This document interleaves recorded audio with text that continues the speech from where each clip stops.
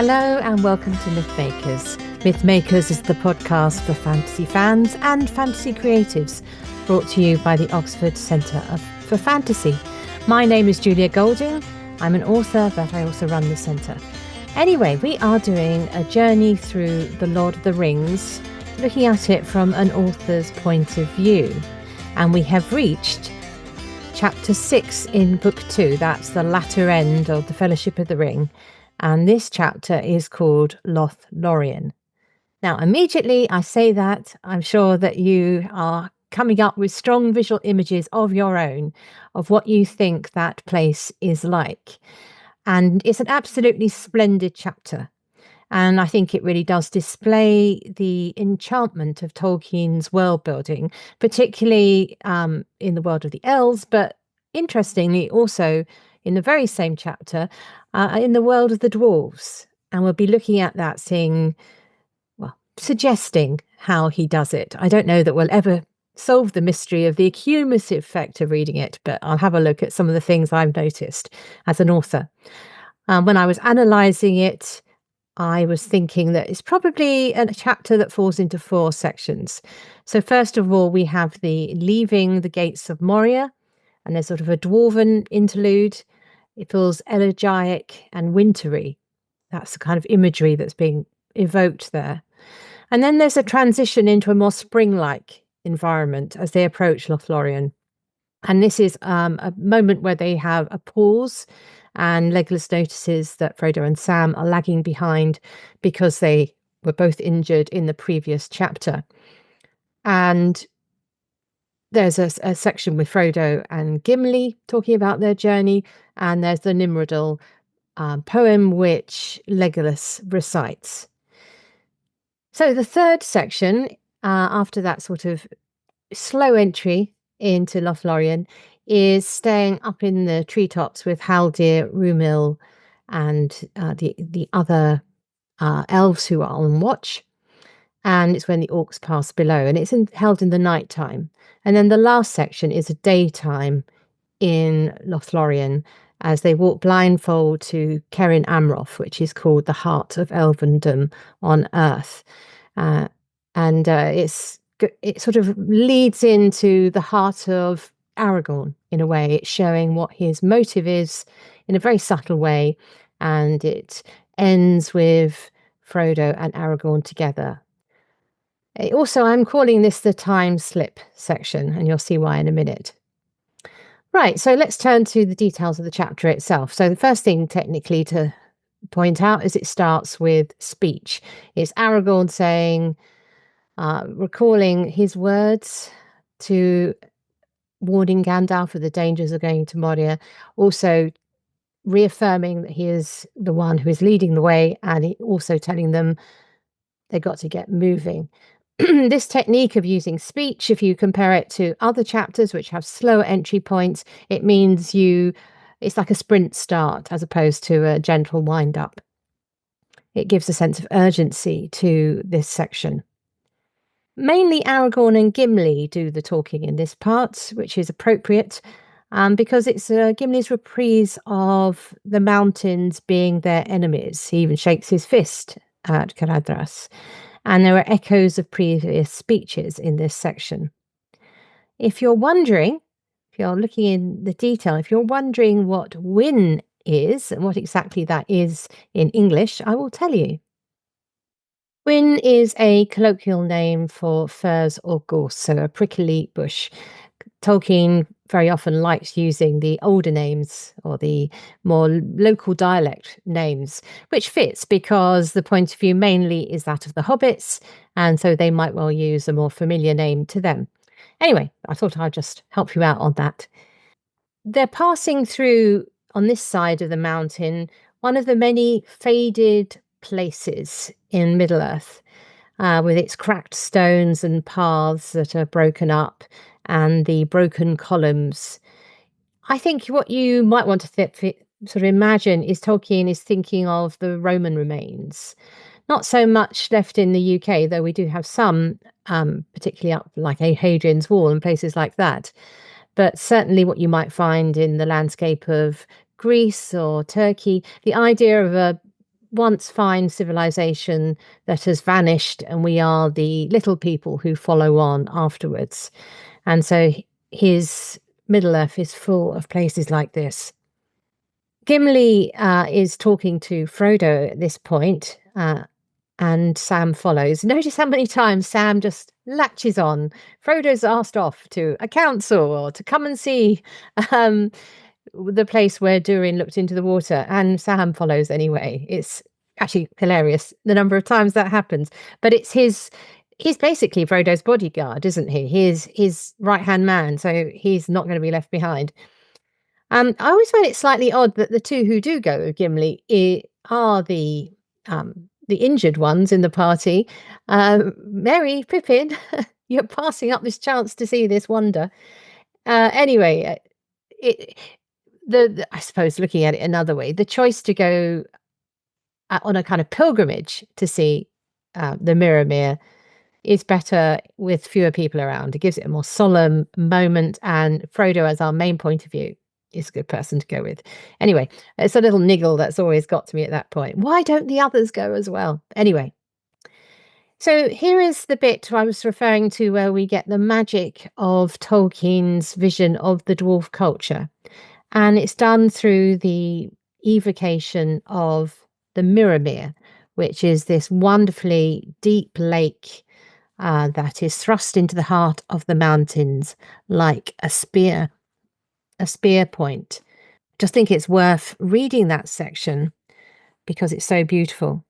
They stooped over the dark water. At first they could see nothing. Then slowly they saw the forms of the encircling mountains mirrored in a profound blue, and the peaks were like the plumes of white flame above them. Beyond there was a space of sky. There, like jewels sunk in the deep, shone glinting stars, though sunlight was in the sky above. Of their own stooping forms no shadow could be seen. So it feels magical, though I think Tolkien is picking on some possible in nature things here.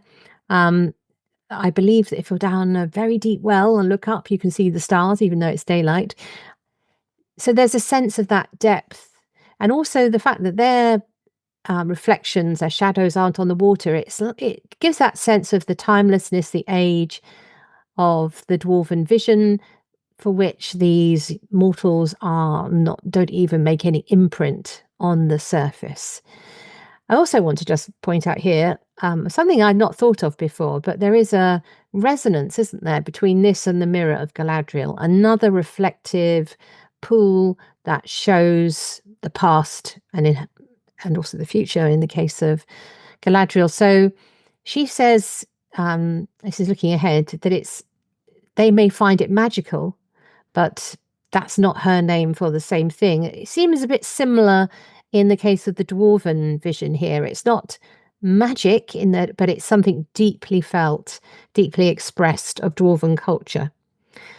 So beautiful. And it's notable that when the little party of three return and Pippin's saying, "What did you see? What did you see?" Pippin, why didn't you go along? Sam is too deep in thought to answer. And there is a definite deepening all the way through Lord of the Rings of Sam's reaction to cultures outside the Shire. He was the most sheltered of them all, but in many ways he is the most open. And he's possibly the most changed too by encountering other cultures. And the fact that he is silent and is lingering over this vision, I think and there's a page break, is Tolkien asking us to also pause and think about the dwarf culture of Durin and his followers. And now, when they get back, they start to follow rivers. This is a chapter of following rivers, and they actually start at the source of the Silverlode. If you look at the map, you'll see the Silverlode is the river that goes from the mountains all the way into Anduin, the Great River. So it is the silver thread running through Lothlorien. And it's fitting that they start right up the source. Gimli says, "Don't drink, it's too cold." And we also get a tease here of Lorien in the distance, the sort of the golden shimmer on the horizon. And we also find in this chapter, two very good guides, one of which is Legolas. And then as they actually get into Lothlorien, he passes that over to Haldir. But at this first half of the chapter, here's our guide. And on in my edition, page 349, he gives a very useful introduction to where we're going. There lie the woods of Lothlorien. That is the fairest of all the dwellings of my people. There are no trees like the trees of that land, for in the autumn their leaves fall not, but turn to gold. Not till the spring comes and the new green opens do they fall, and then the boughs are laden with yellow flowers, and the floor of the wood is golden, and golden is the roof, and its pillars are of silver, for the bark of the trees is smooth and grey. So he evokes the place that we're going to, though we're visiting it in the winter. We are almost changing into spring here, because there is something about the beauty of spring captured forever in Lothlorien. That's the little tease. We then move on where they're sort of trying to reach safety before nightfall. Aragorn's hurrying them along. And this section is from Frodo and Sam's joint point of views, because they're feeling pretty rough.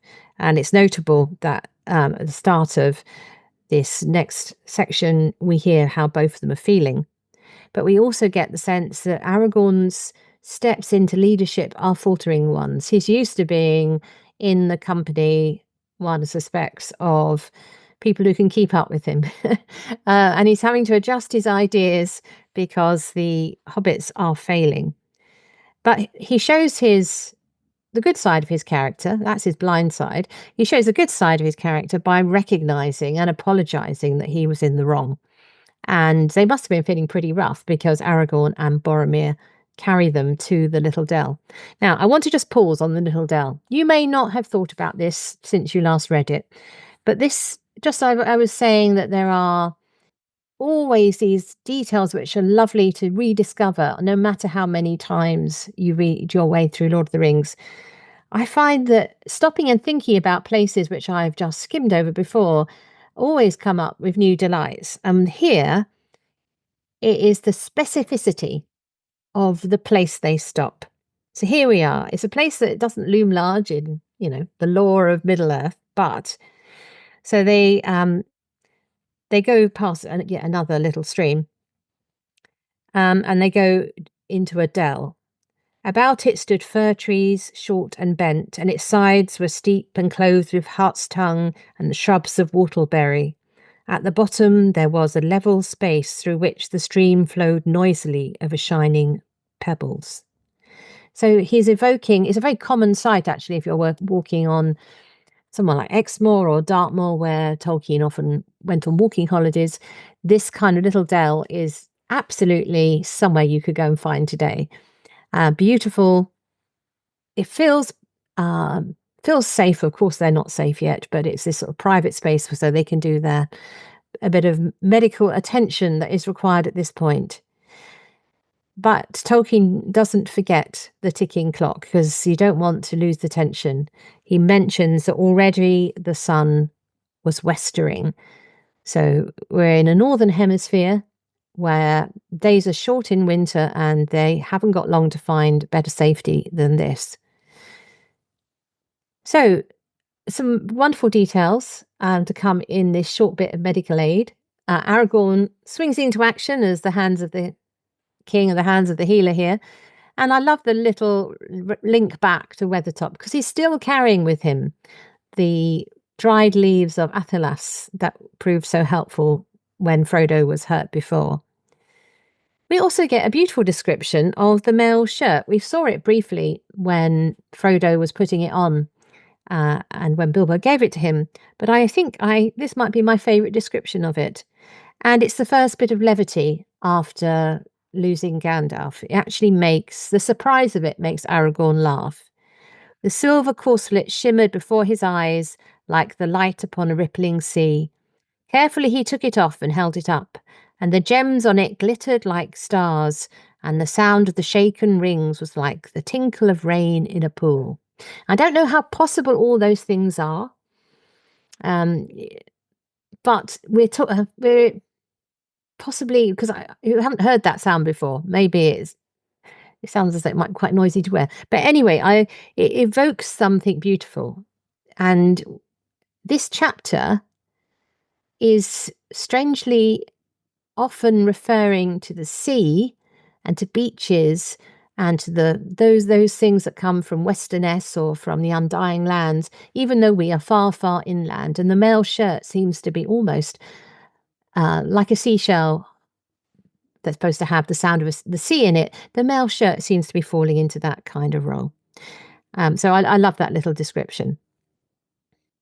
This exchange between Aragorn and Gimli and Frodo is also beautifully done, by the way, in the BBC audio version of this, particularly the little exchange between Aragorn and Gimli. Aragorn says, "Here's a pretty hobbit skin to wrap an elven princeling in."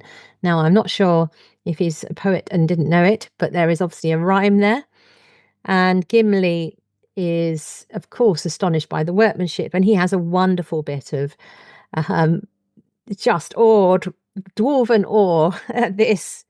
He says, "I've never heard or tell of one so fair. Is this the coat that Gandalf spoke of? Then he undervalued it, but it is well given." So again, he's not saying I want it. He hasn't, treasure doesn't hold a grip on his heart, like it, the danger of holding onto treasures is well made in Tolkien. It also actually casts an interesting backlight to Thorin, because though Thorin went a bit crazy with the dragon horde, he did give Bilbo this coat. And that's an interesting thought to his generosity to his allies, even though he got the dragon sickness. Anyway, and of course, Merry is the one who explicitly mentions Bilbo, bless the old hobbit. So Bilbo is never far from Tolkien's mind, and so he puts him in the mind of the Fellowship at all times. Okay, so off they go again. When I was reading this section, it's Frodo and Gimli talking here, I was reminded of how when you're walking, that you have the chance to talk to different people in the party. You can fall in with different people. And this seems to be what's happening here. And I like that feeling of the long extended walk where you have times walking alongside different people. And Frodo is actually, for the first time, confiding that he has heard, or thought he heard perhaps, somebody following them. Gimli is a bit dismissive of it here because he can't hear it now, so therefore he says, "All I can hear is the night speech of plant and stone." But at least Frodo's told someone, and later we'll find some of the sharper-eared, better trackers know that they're being followed, but nobody tells each other. Never really quite understand why. But anyway, perhaps we'll work it out. They can't do anything about it at the moment, I suppose, is part of it. So now we are on the edge of Lothlorien, and the trees that Tolkien chooses to evoke here are poplars. Now, poplars are tall, thin trees with wonderful foliage that glitters in when the breeze goes through them. They sort of have this sort of fluttery metallic sheen to them, and they're often used as boundaries or border trees. So you might see them on the edge of a road, for example. There's plenty of them in northern France that he might have seen when he was fighting there, but also as boundaries in sort of rural parts of southern England as well. Anyway, so that's the tree he is evoking here. So that, to me, reminds me of boundaries, and maybe that's what he was thinking of. But it's the trees he's looking at are not poplars. They are the malorns, of course. In the dim light of the stars, their stems were grey, and their quivering leaves a hint of fallow gold. Now, this word fallow gold is repeated a lot in this chapter. Gold, silver, pale blue, green. There's a limited colour palette, which makes the colours of Lothlorien even stronger. There's not I don't think he mentions crimson, for example, or purple or any of those colours at all, and they're all spring colours. And the repeated use of this same limited set of spring-like colours, I think, is part of how the spell of this chapter is woven. It's like you hit the same notes, and subliminally we are being lured in to imagine this spring-like young world. There is, I must say, a perplexing lack of communication in Middle-earth. We mentioned it in the last couple of chapters about how they didn't know what what happened to Balin's people. But even Legolas, who one would have thought an elf would have time to, walk up through the woods to find out what's happening, he is relying on the stories of his people. Maybe it's not deserted. I mean, Aragorn knows full well it's not deserted, but the fact that, and Legolas is his friend, so this sort of mistiness about what's going on in other parts of Middle Earth always perplexed me when actually we're talking about a land journey of a few weeks. Anyway, what they're achieving here from a fictional point of view is they're not being told too early. The surprise is being held back as to who and what is in control of Lothlorien. Why was Elrond sending his sons messengers there? What is this power at the heart of Lothlorien? But anyway, the mystery is kept going for a bit longer. Boromir weighs in. Have you noticed how many times really Boromir is pulling against the rest of the Fellowship? And here is one of them. It's his I told you so moment. He would much prefer a plain road, though it led through a hedge of swords. He does get a hedge of swords, and he doesn't get through it, of course, when he eventually dies. But he's not helpful. They can't, as Aragorn says, you can't go back. We've got to go forward. There is no way. That's the only choice. So he's being very unhelpful at this point. And they have a debate about the meanings of unscathed and unchanged.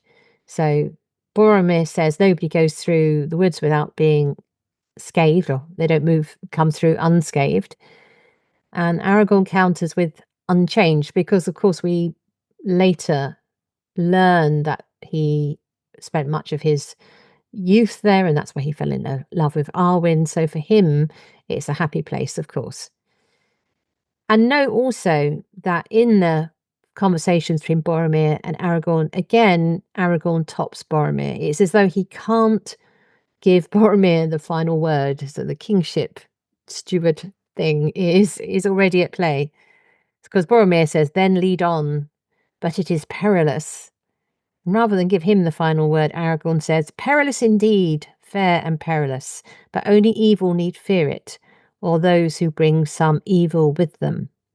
Follow me. That's a sort of sentiment that's repeated around Boromir after his heart is tested, and the way that he is changing so that his desire for the ring takes over. Legolas is still our guide, and part of the information he is going on are the songs of his people, and he talks about them telling the stories of Lothlorien, but also about the places there. So the next river they come across, Nimrodel tributary, a smaller river, is described as having rainbows on its falls and golden flowers on the foam, all part of this colour palette of things which are shiny and gem-like, and of course that golden keeps coming up. And they wade across the river, so it's a smaller river than the Silver Lode because they can wade it at this point, and it's described as a sort of cleansing experience. So Frodo is our point of view here. He lets the water flow over his tired feet. It was cold, but its touch was clean. And as he went on and it mounted to his knees, He felt that the stain of travel and all weariness was washed from his limbs. It's a very important power of Lothlorien is that cleansing. It's like a baptism, isn't it? The washing away of the burdens. And it reminded me of the power of literature to have that baptizing effect. C.S. Lewis said that his imagination was baptized by reading George MacDonald's Fantastes. He was reading it on a train. It's a fantasy book from the Victorian era. And the imagery and the power of the world building and the messages of the book, he describes coming out of the book and bathing everything else in this sort of newly baptized light. And I think this is what we're getting here. There's the power of this place is not only having that effect on the cleansing effect on the characters, but I think it also has that by association in our minds as readers. That's why part of the reason why it's such a powerfully evoked place. There's another section later on which I'm going to highlight where this is very, very acutely seen. Legolas is the tale teller. He's telling stories of the sunlight and starlight upon the meadows of the great river. That's where they are. The meadows by the great river is where they later meet with Celeborn and Galadriel. Before the world was grey. Now, grey is actually quite a colour of Lothlorien because of the grey cloaks, for example. But when the world was grey, that's a sort of contrast to the golden age, the silver age, the bronze age. It's the sense of we are now in the twilight of the gods, in that sort of love of northern myth that Tolkien has. But it also shows the nostalgia of the elves, that they are looking back and thinking everything was better before. So they feel they are lingering, fading, whereas someone like Aragorn is coming into his kingdom. He's going to build something, he's going to start something. They are at the end times of their particular contribution to Middle-earth. Note also here that the river is given qualities of a living creature. Tolkien's care for all things like of creation, nature, this totally fits in. We all have speaking trees, of course, and the river daughter is a sort of voice of a river, isn't she? Earlier on, way back in the beginning of the book. But here the river is alive, and the voice it has is that of Nimrodel, who is. It's not that she literally the Elven Maiden is there, it's that her experience and her memory is in the waters. The Nimrodel poem is a sort of it's a ballad, isn't it? It's in ballad form with alternately rhyming lines, stanzas of 4 lines, and it's the love story, unfinished love story of Nimrodel and Amroth. It's the second unfinished love story because when Aragorn tells the story of Beren and Luthien, he also doesn't finish that particularly. The song doesn't finish because it's much longer. And the same thing happens here. Legolas stops and says, I can't tell you the sad bits. And he refers to the dwarves waking up the Balrog. And so there is a repeat in the sort of stories of Lothlorien of the similar idea of a thwarted love. Whereas Beren and Luthien, of course, is in the end a happy ever after kind of love story, even though it has sorrow in it. This one is that they are parted, or we don't know if they ever found each other. So it's that line again, that tragedy and grief is always never far from the elven experience, and that is an undercurrent flowing through even somewhere as beautiful as Lothlorien, like the river, flows through the landscape. So we get this little dip into the history of the reasons why the dwarves and the elves at these parts fell out. And that little nod to that is a reminder because it comes up obviously when they meet the elven guards. They're looking for a safe place to perch. And I notice here that there's one of those lines which gets misplaced in the film. So the way that Gimli is imagined in the film is comic. He is not as comical at all in the book. I don't think. I mean, I'm just thinking that for Tolkien, the hobbits are the comical ones, and the dwarves are the dwarven race. Whereas in the film, Gimli's often the one sort of puffing away at the back, and there's the sort of mind the beard jokes, which is not that Tolkien really. I hadn't really struck me until I saw what they did with this line. Anyway, let me show you what I mean. When they try and climb a tree and are told to drop down because the elven guards are there, it is the hobbits who are saying, "Who are they? What are they doing?" And Legolas says, "They say that you breathe so loudly that they could shoot you in the dark." In the film, that line is given to Haldir to sort of gee up Gimli, to kind of, needle him. And Sam hastily put his hand over his mouth. So it's actually turned more into a Sam moment. Sam later on is described snoring. So he's a heavy breather, is Sam. And so it's the hobbits who are the funny creatures here, not the dwarves. Anyway, just thought I'd point that out. So Legolas takes Frodo up into the Talon. Notice, guess who follows? It's Sam. Haldir now takes over as our useful guide to all things Lothlorien. And there's an interesting comment here about what the elves know about the hobbits. Again, there's this lack of communication in Middle-earth because really the Shah's not that hard to find. Anyway, he says, "We had not heard of hobbits or halflings for many a long year and did not know that any yet dwelt in Middle-earth." Now, the dwarves knew because they'd been trading and walking through the Shah. But anyway, the secret of the existence of the hobbits didn't penetrate very far, and which actually helped them because Sauron took a while looking for them. But anyway, it was interesting that the suggestion is there were hobbits that were known previously, and Haldir is thinking they may all have vanished. I guess maybe the hobbits think the same of the elves, maybe it goes both ways. Then Legolas shows that he is used to these diplomatically awkward situations because he's describing who's in the party and he's rather hoping that Haldir can't count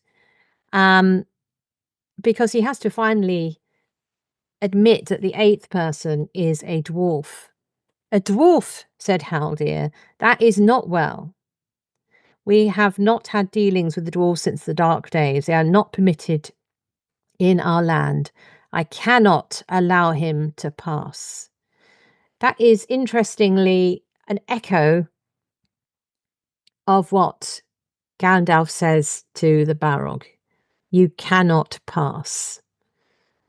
So we've now got another block phrased very similarly as Haldir tries to stop poor old Gimli, who's not done anything wrong, coming into his land. But he's got a law which I think Celeborn is quite keen to enforce, and so he can't make the decision, or he's only got a limited room of manoeuvre. Anyway, Frodo steps up here. And Frodo, who is so passive in the film, he's the one who makes some really good arguments why Gimli should be allowed in. He says he's one of Dane's trusty people and friendly to Elrond and chosen by Elrond. And so Legolas gets made the sort of guarantor of Gimli. And note that this is the turning point actually for their friendship, because when we leave Lothlorien, Gimli and Legolas have become the great friends that they're known for. And so this moment where Legolas sort of has to take responsibility for him is one of the starts of that, really. Though his tone towards Gimli has already been changing, which is nice to see. So the hobbits are now up in the trees, and this is a light-hearted moment about their experience of having to sleep on a platform with no edge. I don't blame you. That sounds pretty terrifying. And Sam works his way up to quite a laboured pun. The sooner I'll drop off, if you take my meaning. This is the kind of Hobbit talk which Tolkien loved, and other people told him could do with some cutting. But we'll allow him. He has avoided Hobbit talk for a while, so we'll let him get away with it then. So we're still in the darkness, in the nighttime section, and this is where we get the orcs passing beneath them. Nice to see Sting being used. Have to keep reminding us, when you've got these artifacts in a book, you can't just forget them for chapter upon chapter. It's nice to keep using them to remind us of their presence. But we also get the closest shave with Gollum. He gets as far as two pale eyes looking at Frodo. This arrival of Gollum is a long procedure, isn't it? I'd forgotten until I started analysing this chapter just how many times we almost but not quite meet him. He gets another. Gollum must be one of the luckiest creatures in Middle Earth in some way, because again, he isn't killed by the elves because they're not sure if he's bad or not. So he gets a lucky escape. We get a name of the other elf who hasn't yet been named, Orphin. He is sent back to warn of the incursion of the orcs, leaving Haldir and his brother Rumil to conduct the travellers the next morning further into Lothlorien.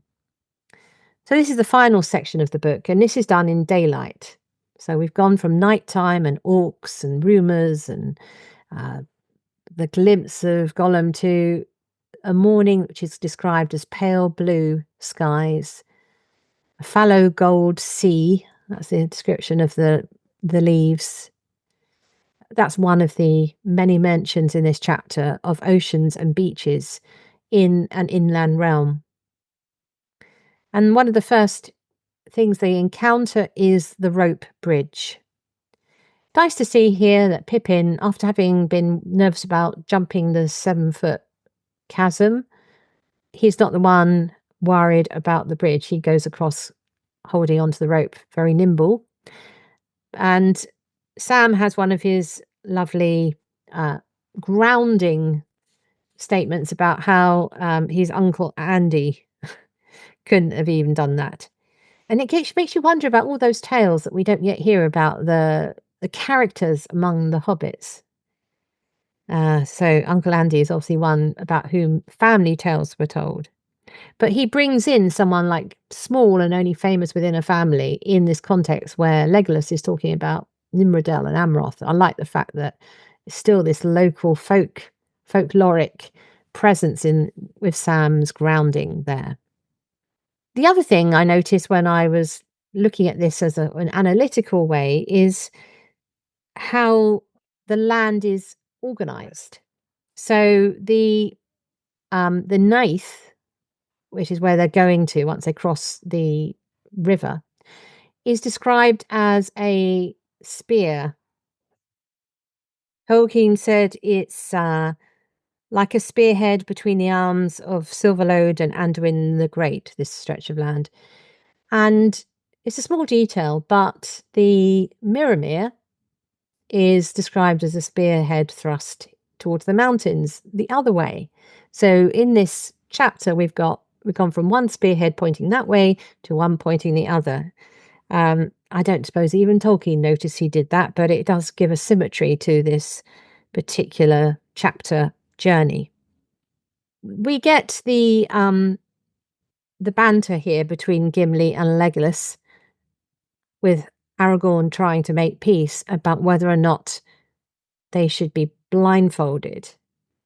And Gimli, of course, is annoyed or outraged to be singled out. And Legolas is sort of saying, get over it in Elven terms. And then when he's told that he has to be blindfolded, of course, he is not pleased either.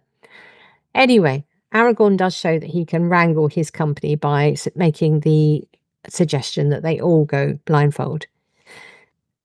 We get the sensory impact here that if you're blindfolded, you can't see, so you have to rely on uh, your other senses. And so Frodo, who is our point of view that we are following, he goes through what he can sense about the place they're going. And I think one of the spells cast by Lothlorien is that it's a full sensory experience. And that makes it feel more real and more intense. He could smell the trees and the trodden grass. He could hear many different notes in the rustle of the leaves overhead, the river murmuring away on his right, and the thin, clear voices of birds in the sky. He felt the sun upon his face and hands when they passed through an open glade. So we are out. In fact, today I'm recording this on a day where I'm cutting the grass. Sam would be pleased. And if I go outside and sit in my garden, that is exactly what I would feel. The sun on my face, the birds in the sky. So in a way, there always is a moment, a chance to transport yourself to Lothlorien on a sunny spring day um, in countryside in the UK. So that's why I love the idea of Lothlorien. I suppose it's a even more intense version of where I live in many ways. There is a fascinating thing that happens at the end of this chapter, which is the time slip moment. When they leave, they talk about how time has changed being there, and this is where it starts to go all a bit strange. And Frodo notices it. He says he felt as if he had stepped over a bridge of time into a corner of the elder days and was now walking in a world that was no more. In Rivendell, there was a memory of ancient things. In Lorien, the ancient things still lived on in the waking world. So, and it goes on, actually. I was going to stop there, but I like the next bit too. Evil had been seen and heard there, sorrow had been known. The elves feared and distrusted the world outside. Wolves were howling on the wood's borders, but on the land of Lorien no shadow lay. So it's a wonderful evocation. You're stepping back into the past when you go into Lorien, and Frodo, because of his sensitivity to such things, feels that moment when it begins to slip. Obviously, not really in terms of the story, but it has that feeling of being suspended and out of time. Then they get the message that they're allowed to be blindfolded. And the good thing about that is that the moment they are told this is when they are at Cerin Amroth, which is this hill in the old heart of Lothlorien. So you get the ta-da moment. Didn't like this in the film. Always thought that painted backdrop. And also it wasn't Cerin Amroth, it was Galadriel and Celeborn's home that is shown. That's not where they are in the book. So if you found that moment underwhelming in the film, go and read the book moment, because this beautiful hill, the old heart, is the place that they have reached.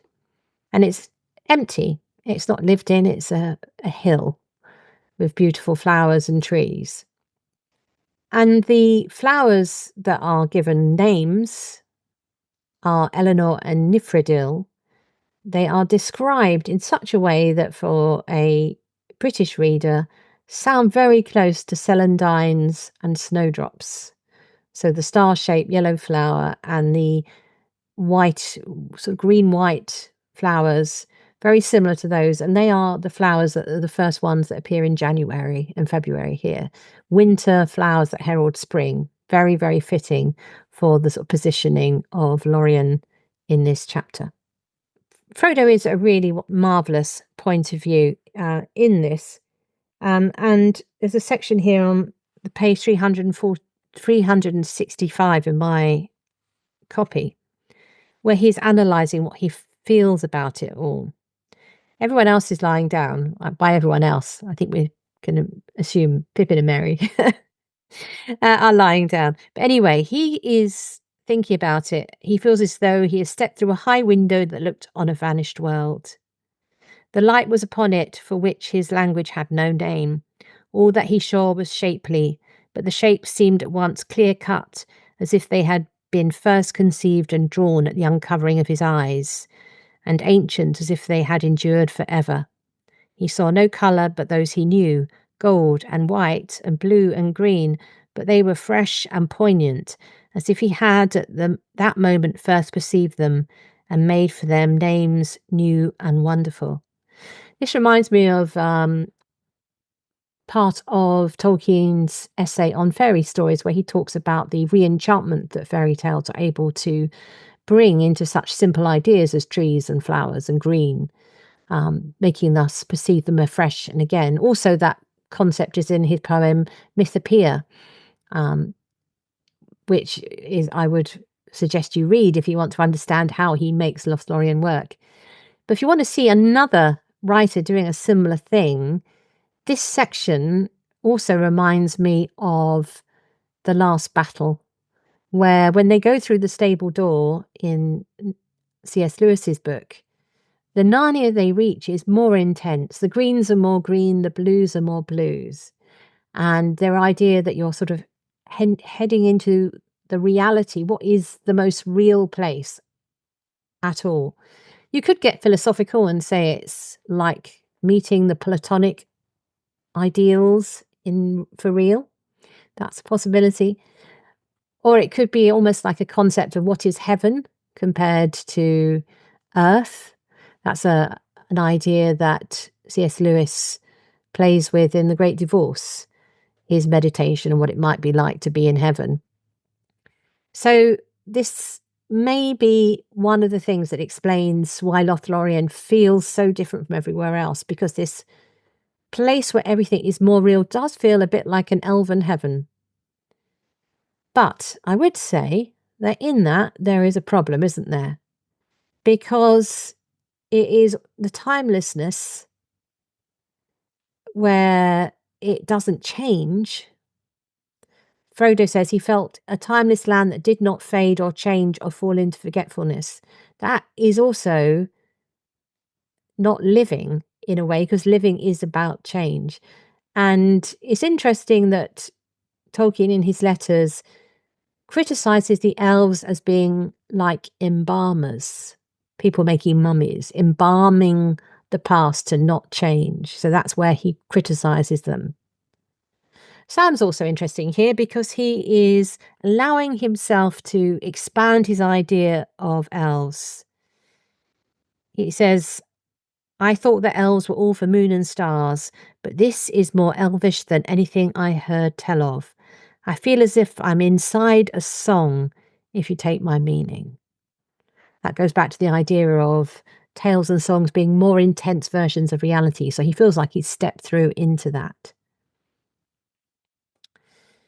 Haldir is still with us as our guide, and him being there and explaining what they're seeing gives us a chance to connect our experience in Lothlorien back to the bigger context of the quest. We don't want to forget what we're about. We don't want to just be like lotus eaters and stay in Lothlorien forever. They can see outside the Golden Land, and they can see as far as southern Mirkwood, where Dol Guldur, which is the old fortress in Mirkwood, where Shadow lies. It's a stand-in here for Barad-dûr, one of the Dark Lord's citadels. So it reminds us that while there is a bright light shining on Lothlorien, it is only an island.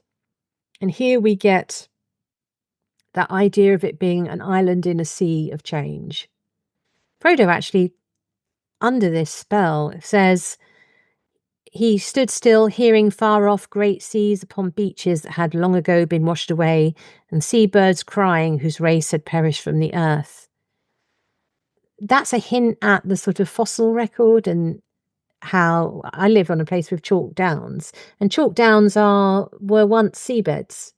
I'm sure Tolkien was thinking of that and the age of the earth, but also it connects the elves to the fact that they came from over the seas. It's the seashell metaphor again, that the place where Galadriel came from over the seas, she brings it with her. So the beaches and the oceans are present where she lives. Quite beautiful section, all of this. I love all the bells that are being rung for me in my imagination. And the last part, the very last short part of it, is meeting Aragorn. And it's lovely that Frodo and Aragorn have this moment together because they are really our two key protagonists in the future of Middle-earth at this stage. And Aragorn is holding a bloom of Eleanor. And he's wrapped in some fair memory. And the thing that Frodo notices is that the time slip happens to Aragorn too. And he seemed clothed in white, a young lord, tall and fair, and he's speaking as if speaking to Arwen. Arwen Vanimel da Namarie. So this moment where time goes fluid and he is both in the past and in the present, Frodo witnesses, but it also connects us to what Aragorn's motive is. It's not ever really thrust so strongly in our mind as it is in the film version of this, because it's a novel, not a film. But he is on his own quest to be the king of both Arnor and Gondor in order to earn Arwen's hand in marriage. And so this is a moment which just nods to that. And it's notable that we started with a wintry, elegiac stage saying farewell to Gandalf visiting a stone memorializing a dead dwarven king, that we end with a golden, that sort of silvery and white. This is a golden elegiac moment, a mixture of joy and grief. And Aragorn says, "Here is the heart of Elvendon on earth." By the way, he says it, not Haldir, again, film. "And here my heart dwells ever, unless there be a light beyond the dark roads that we must tread, you and I." So he's saying that that moment I had with Arwen, that's where that may be all I get, unless we can come through to light after this. Come with me. And rather than shooting off ahead and leaving poor old Frodo to puff behind with his wound, he takes Frodo's hand in his. And taking Frodo's hand in his, he left the hill of Cerin Amroth and came there never again as living man. I had to re-record that because actually my voice broke up because I find that really beautiful. I know these are fictional characters that we're talking about, but at this stage we're very invested in them. But also there's the sense of loss that Tolkien very much knew. And if you've had any loss of yourself, the place that you never get to go back to that's associated with those you've lost, all of that is being channeled into this. The friends that he lost during the war, for example. The fears that he would not see them again. And it's a beautiful way to end this chapter, introducing us to Lothlorien. And we all can now look forward to meeting our favourite Elven Queen, Galadriel, in the next chapter. But at the moment, we'll leave our heroes standing on Cerin Amroth.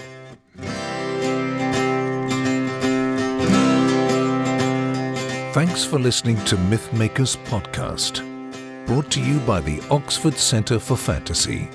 Visit oxfordcenterforfantasy.org to join in the fun.